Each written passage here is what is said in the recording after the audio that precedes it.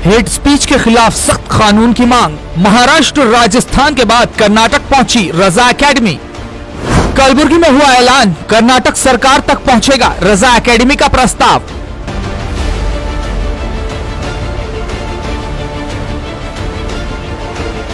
पैगंबर इस्लाम हजरत मोहम्मद सल्लल्लाहु अलैहि वसल्लम और कुरान शरीफ का अपमान करने वालों के खिलाफ बने कानून।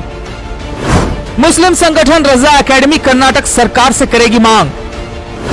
पैगंबर इस्लाम हजरत मोहम्मद सल्लल्लाहु अलैहि वसल्लम बिल को लेकर रजा एकेडमी देश भर में मुहिम चला रही है। कर्नाटक के कलबुर्गी से हुई पैगंबर इस्लाम हजरत मोहम्मद सल्लल्लाहु अलैहि वसल्लम बिल को लागू करने की मांग।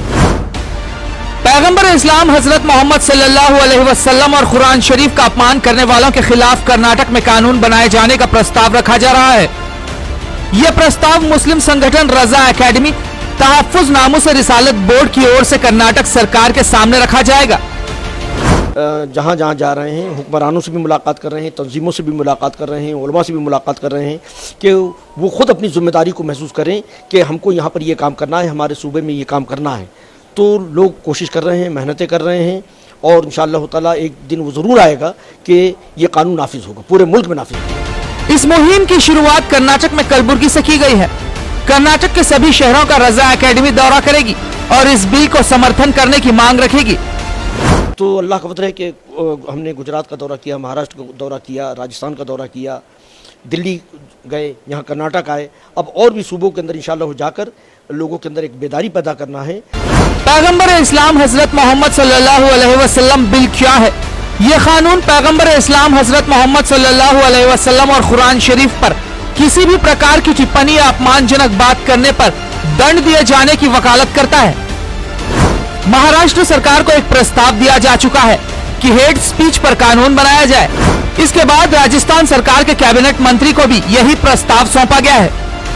रजा एकेडमी अब कर्नाटक के दौरे पर है। मौलाना सईद नूरी ने कलबुर्गी में अपनी प्रेस कॉन्फ्रेंस में कहा कि जिस तरीके से समाज में नफरत फैलाने की कोशिश की जा रही है, सोशल मीडिया पर अपमानजनक पोस्ट किए जा रहे हैं। हाल के कुछ दिनों में पैगंबर इस्लाम हजरत मोहम्मद सल्लल्लाहु अलैहि वसल्लम को लेकर तमाम तरह की गलत बयानी की गई है। ऐसे हालात में यह जरूरी हो गया है कि धर्मगुरुओं के खिलाफ होने वाली बयानबाजी पर रोक लगे, सोशल मीडिया पर अपमानजनक पोस्ट करने वालों पर रोक लगे।